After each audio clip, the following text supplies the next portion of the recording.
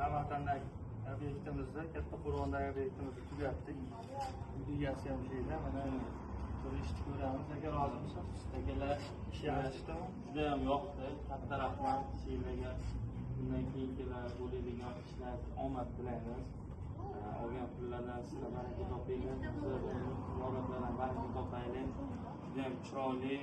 Mana endi hammasidan rochno qilingan. O'ylaganimizdan ham juda ham chiroyli chiqdi. Maslahat beramiz. Akalar bilan bog'lanib, chiroyli narxlarda qilib, chiroyli uylarni, chiroyli fasadlarni qilib beradilar. Ko'rsatib qo'ying.